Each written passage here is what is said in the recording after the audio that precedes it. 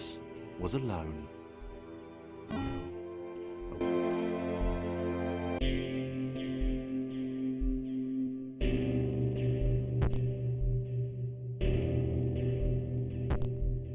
Thomas decided to start listing his observations for posterity. 1. The whole alone thing. 2. Portals.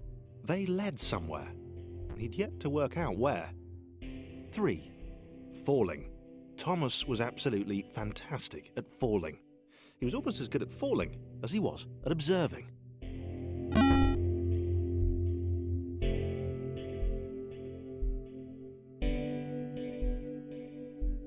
Okay, interesting. Thomas couldn't fall past this block. Think, damn it, think. What if there was some kind of inverted fall? Some way to... what's the word? A big jump. But Thomas noted there was no real danger in missing it. The world didn't want him to fail here. It was pushing him, but gently.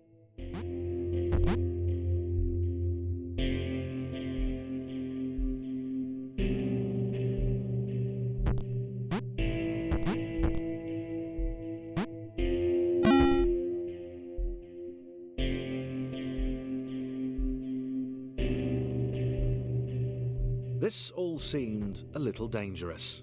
The world was not to be trusted. It was unstable, and it seemed to Thomas that it could let him down at any moment.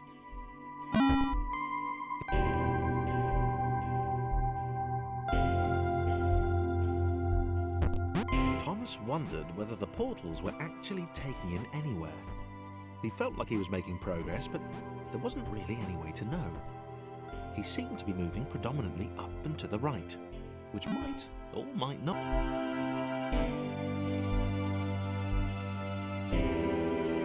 It might have been paranoia again, but Thomas could have sworn the world was becoming more complicated. It always seemed to be one step ahead of his skills. It had been designed just for him. He wondered why. Was the world testing him? No.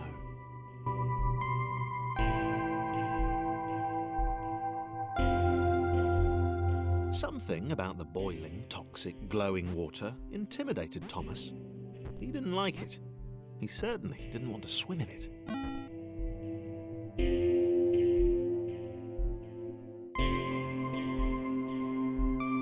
The loneliness was getting to Thomas.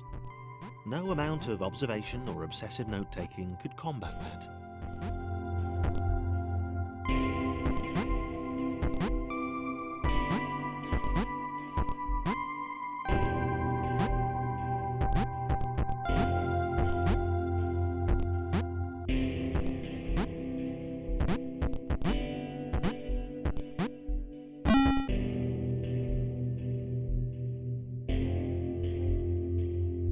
Thomas had a new theory.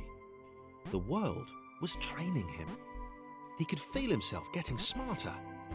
There was the mental list to consider. Over the minutes and seconds since his spontaneous generation, he'd become a pretty skilled jumper. He was evolving. He just wished he had someone to share it with.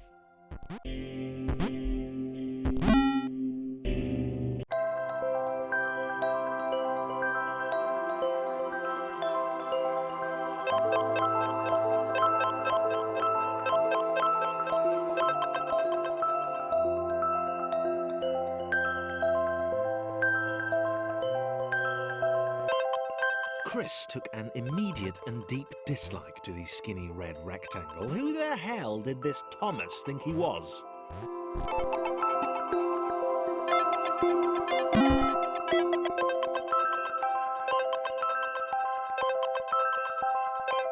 Chris had been doing fine.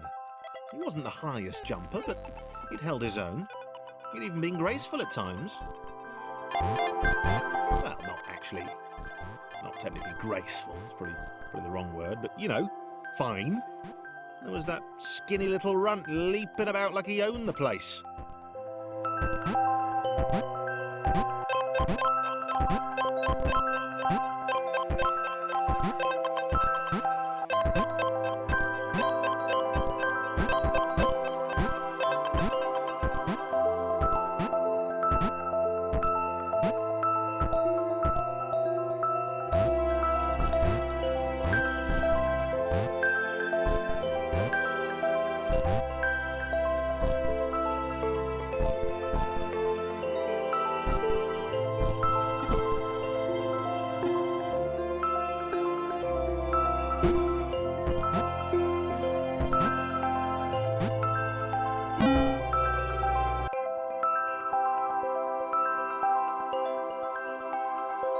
Okay, this was more like it. A glowy white thing. Only Chris could get to it, which of course made it all the more enticing. What would it do? What new opportunity might this switch open up to him? Great, great. Another chance for Thomas to jump slightly higher than Chris. How fortunate. Seriously, this made the whole switch pressing thing entirely worthwhile.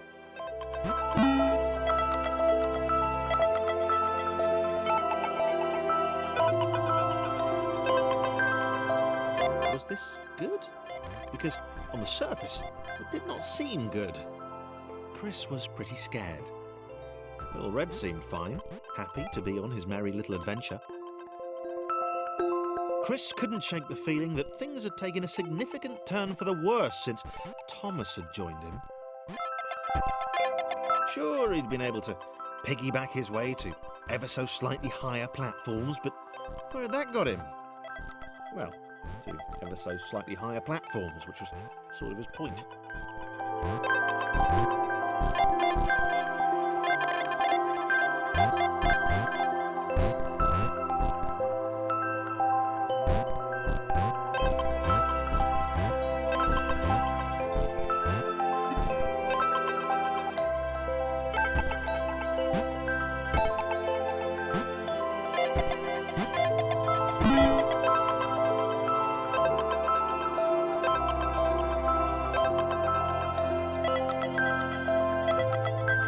Chris stared at Thomas with pure hatred.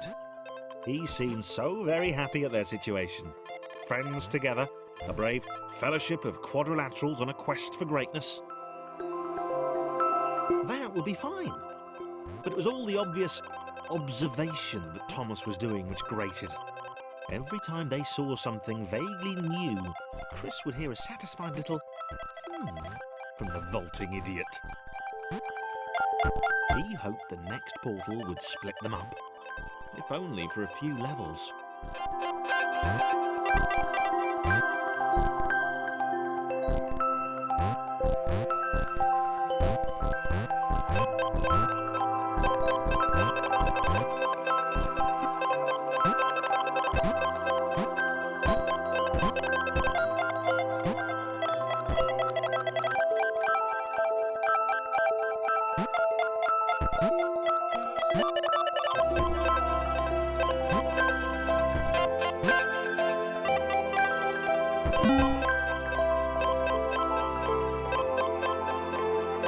John knew.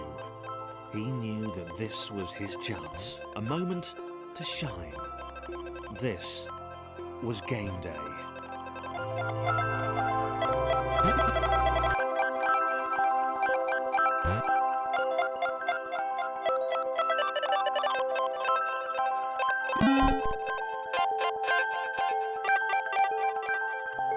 This would not do. John needed room to show off his exceptional skills. As it was, he was trapped on the wrong side of these little dot things. Where did they come from, anyway?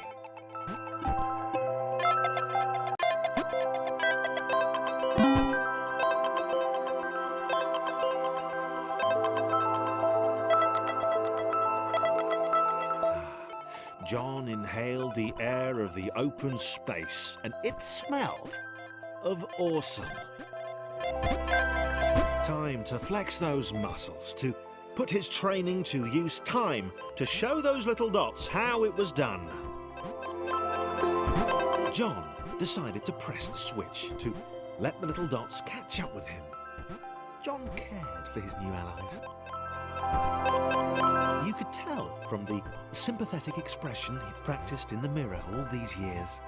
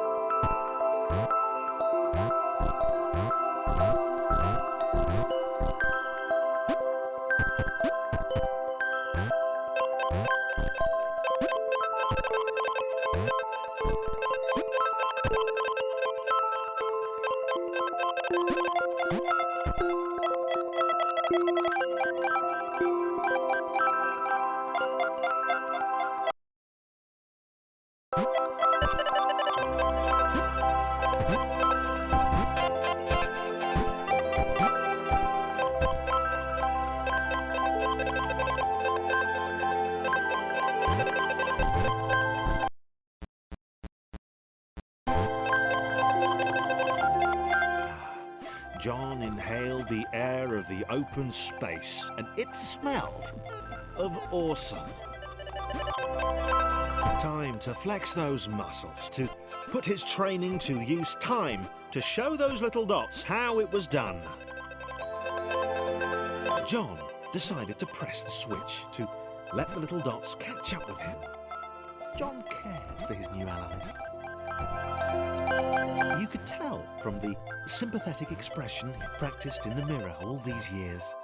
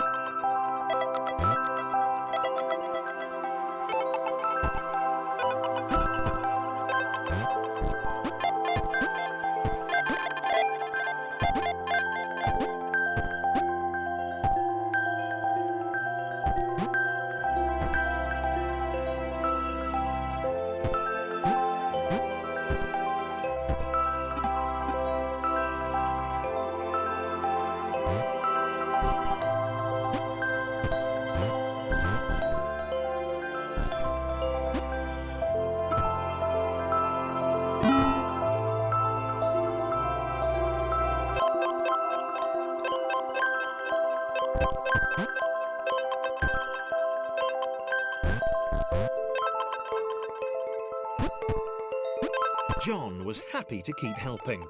He felt it was important to his image that he was seen to help the little guys.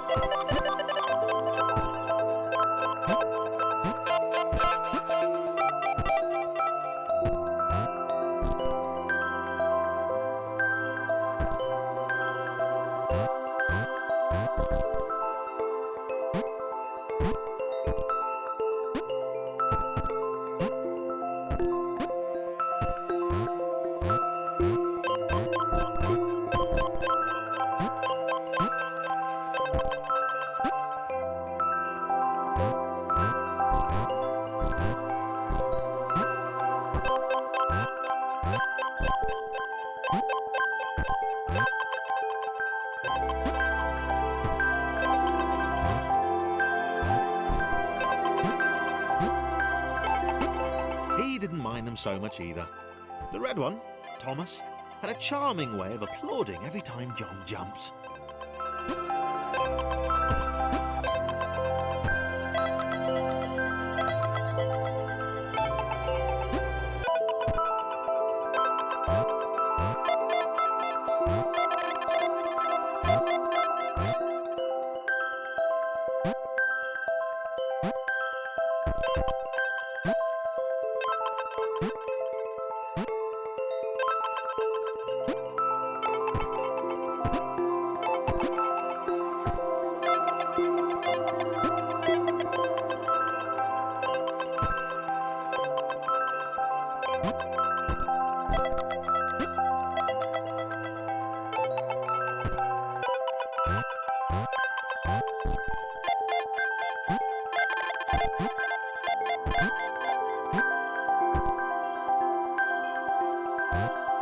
The angry orange one was less immediately likeable, but his unremitting cynicism and tutting amused John.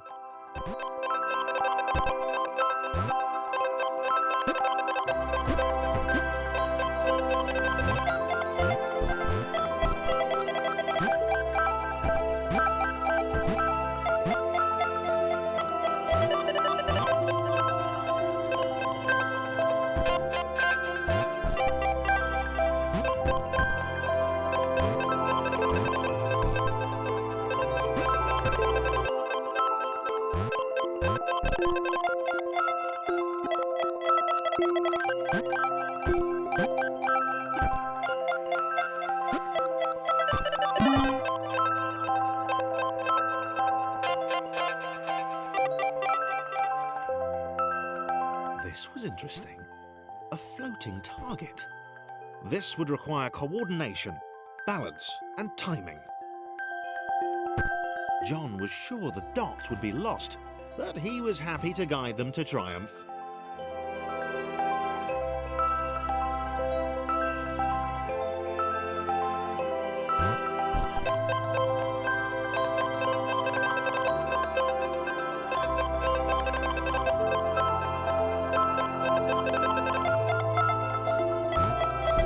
Maybe that's what the dots were for. They were there to extend John's reach, to make his performance even more impressive. John liked the thought. He decided to keep them.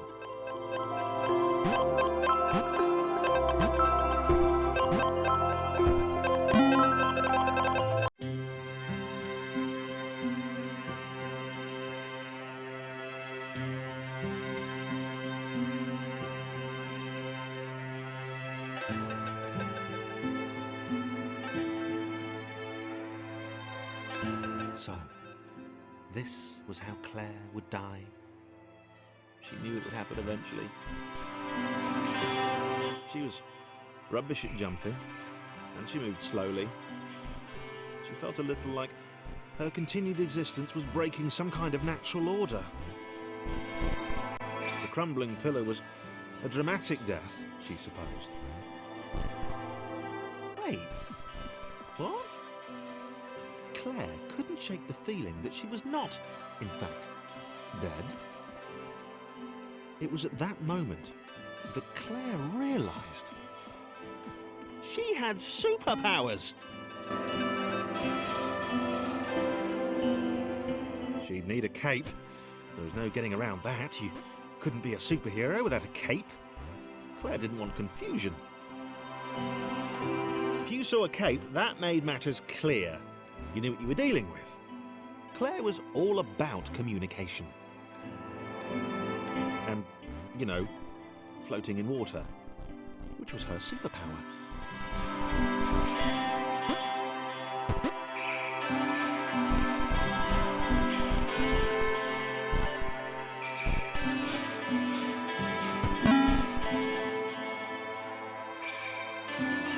Right, fear not, my skinny friends, for I am Claire, and I will save you.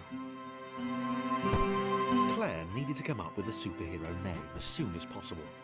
Claire was rubbish.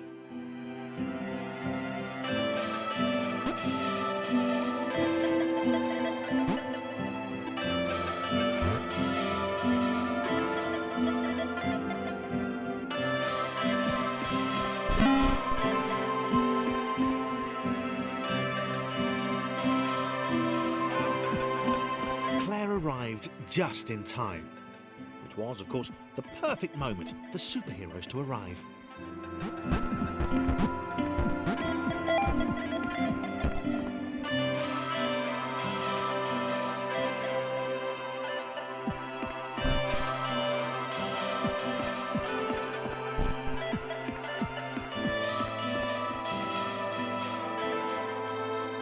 As the water began to rise, Claire vowed to save this little rectangle in as many restarts as it took.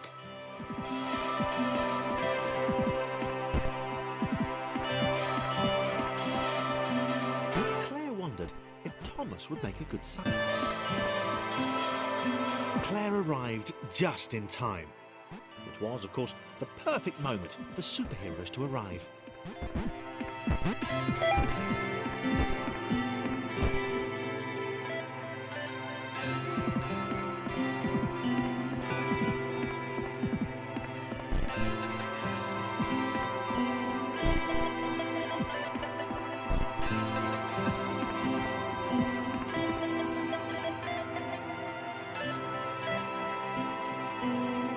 As the water began to rise, Claire vowed to save this little rectangle in as many restarts as it took.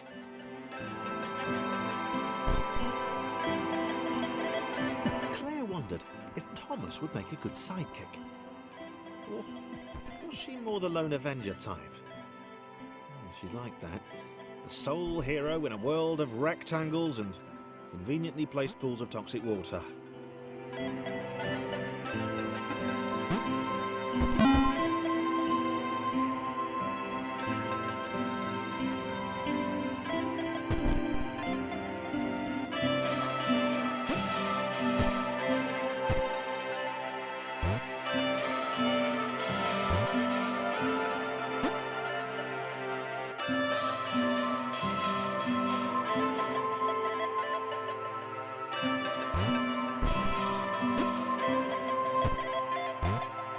The others told Claire that staircases were a bit of a fixture here.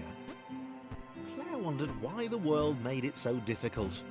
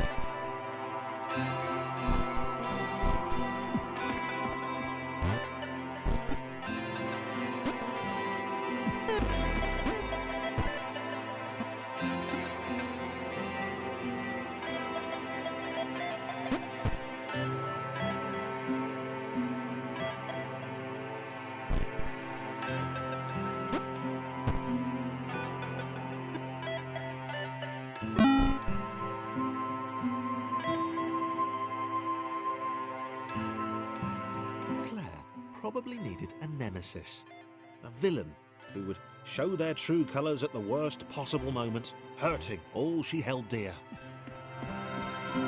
Chris was the most obvious choice. He seemed stroppy enough, and his jump was so pathetic that it conveniently avoided Claire's insecurities. Yes, Chris. Diabolical Chris. The fiendish Christopher.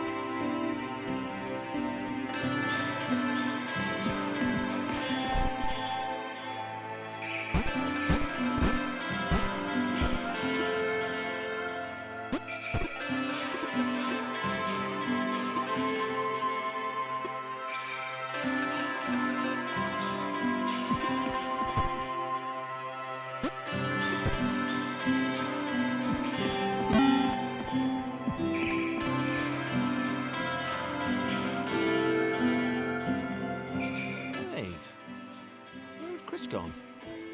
Was he off somewhere, plotting Claire's downfall? If Claire was honest, and she had to be because she was a superhero, this was a troubling turn of events. Still, there were reasonably sized bodies of water to cross.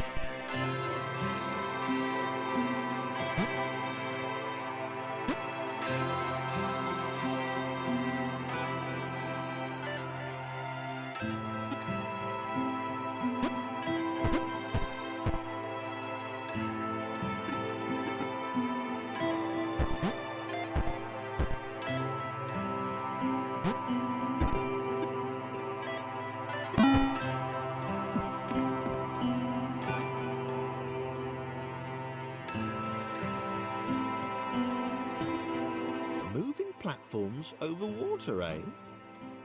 Claire's newly heightened senses told her that there were multiple paths across with various possible configurations of the little posse.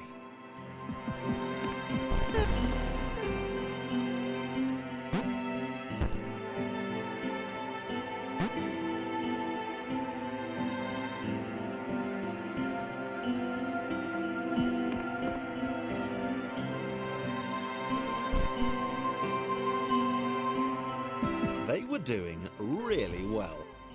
Claire hoped she could get them all across. John was fully aware he could do this alone. Thomas hoped he'd never have to.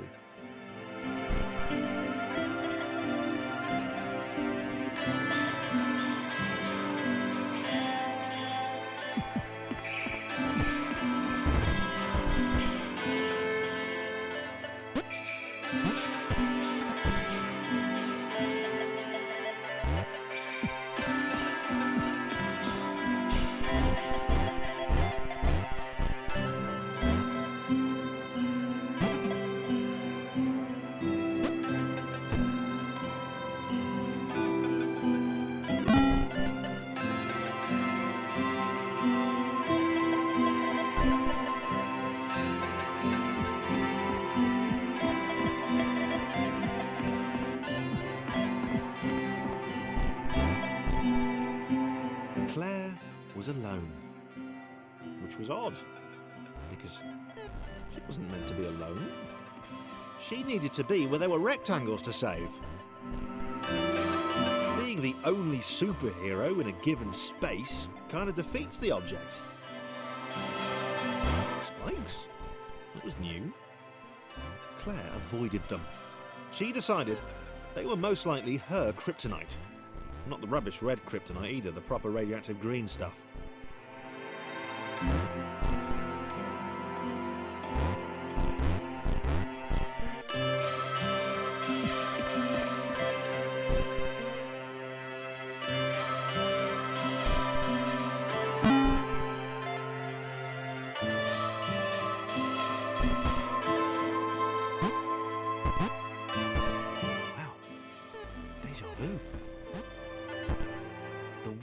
Repeating, and this time Thomas was here. Claire felt something had gone wrong. There was a disturbance in the force. Something had altered the matrix. The world was reacting to their progress. It was amassing its forces. It was plotting against them. Claire finally had a nemesis.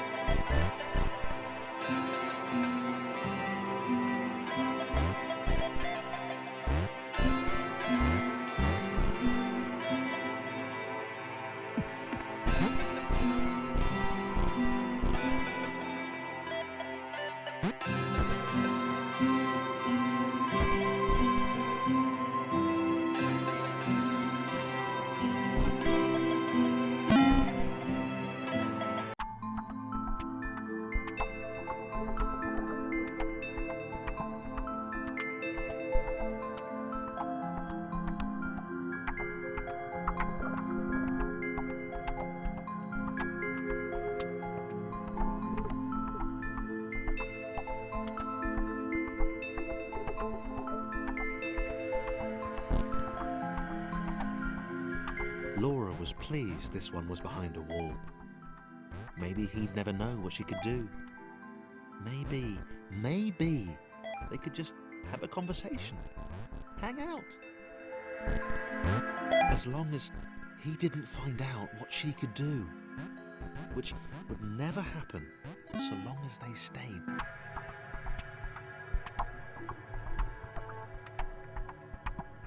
Laura didn't have time to worry about the ominous pixel cloud.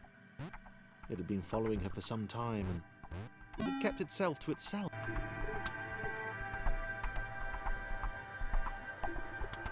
As the square, who had shyly introduced himself as Chris, bounced atop Laura, she began to worry that he was just using her like all the others had. They'd all bounced too, and then they disappeared when her back was turned. Only the ominous pixel cloud ever remained, looking a little bigger and a little less hungry with every disappearing friend.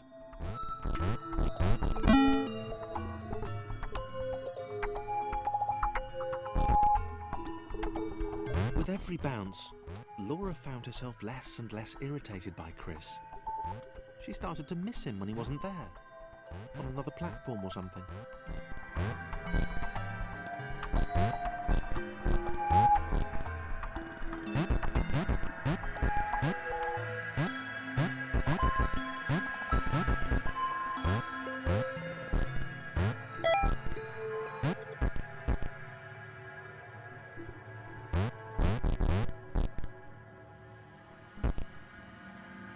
She'd wonder what he was up to. Was he missing her? He wasn't saying very much.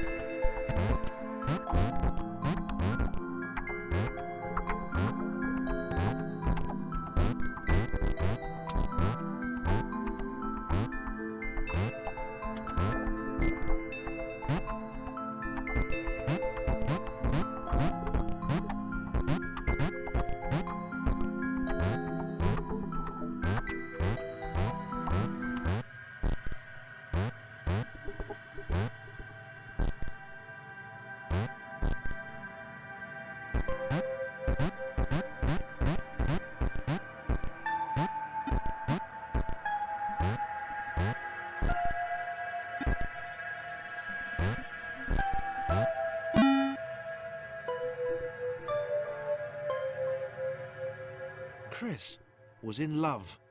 She was perfect. He had to tell her so.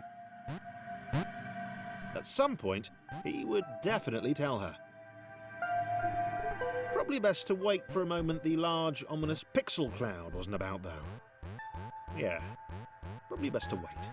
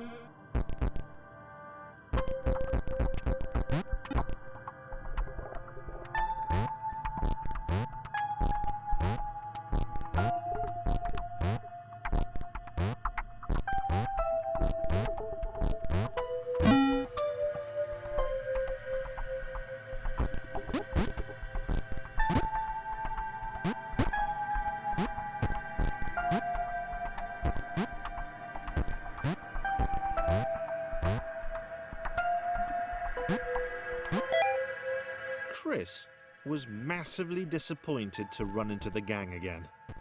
He'd enjoyed the alone time with his new girlfriend.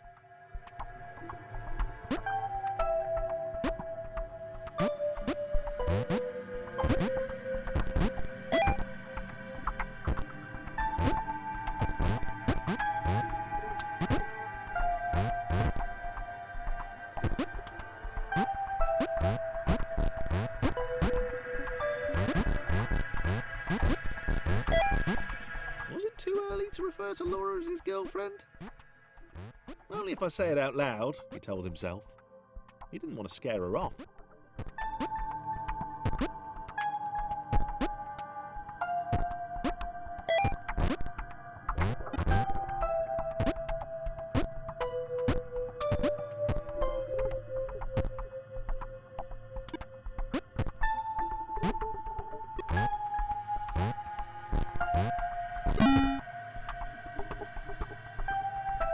The others seemed suspicious of Laura, and the eager-looking pixel cloud of death which seemed to be watching her.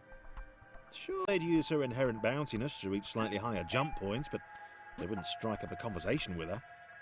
Chris found them rude. Rude? And always there.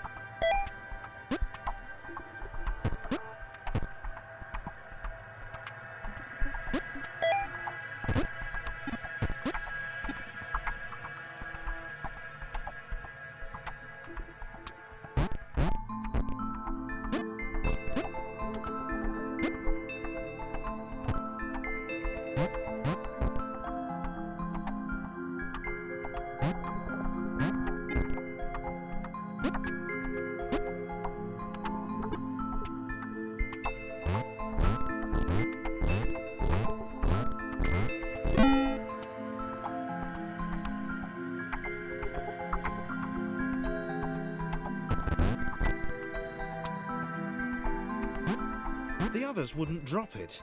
Who's that cloud guy? Why is he following us? What's that rumbling hungry sound he keeps making? Chris, can we just leave Laura behind?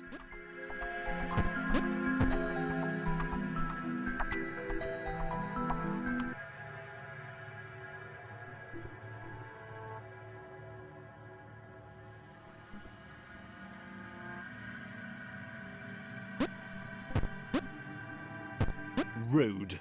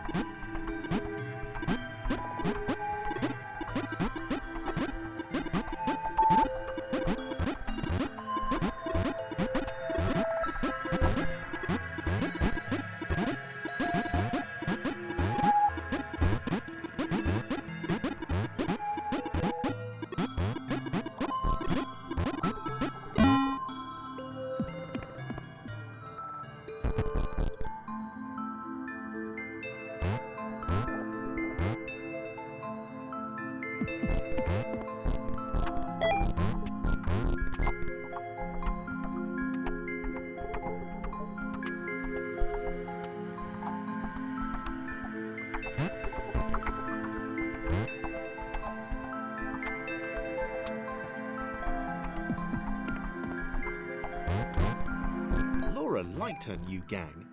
She liked Chris. She liked having friends. These ones seemed to be sticking around too. Not like those losers from before.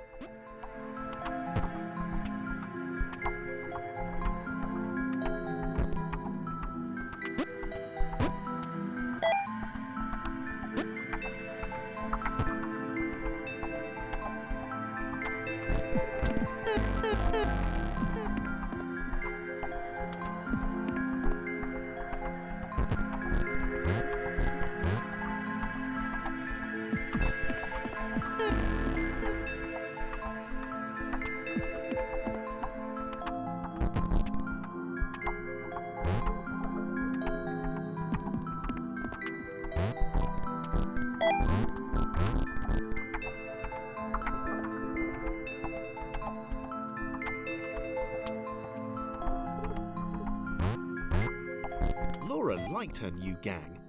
She liked Chris. She liked having friends. These ones seemed to be sticking around too. Not like those losers from before.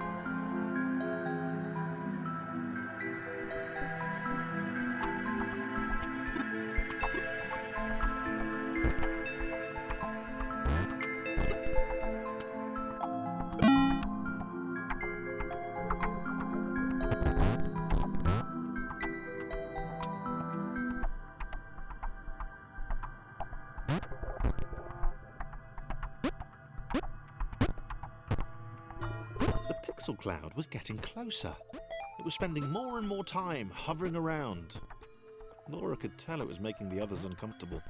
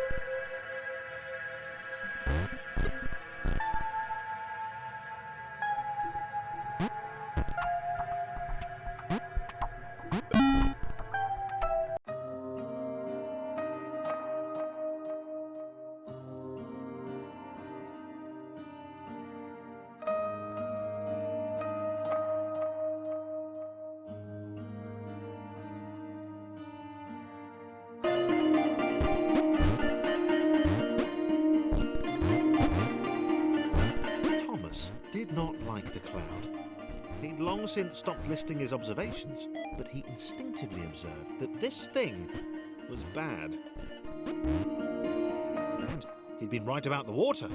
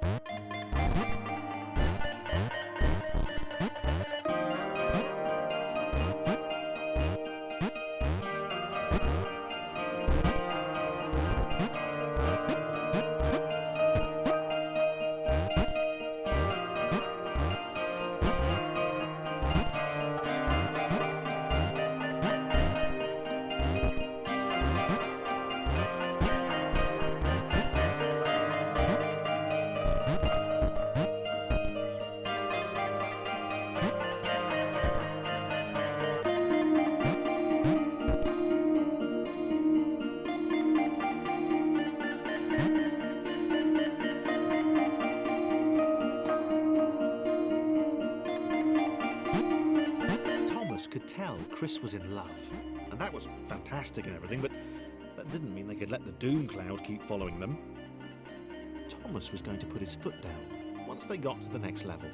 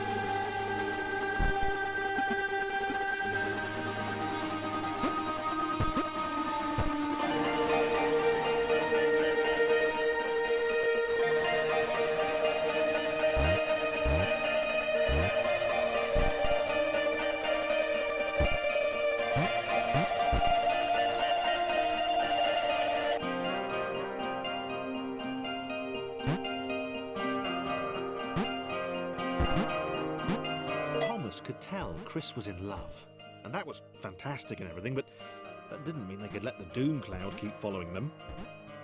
Thomas was going to put his foot down once they got to the next level.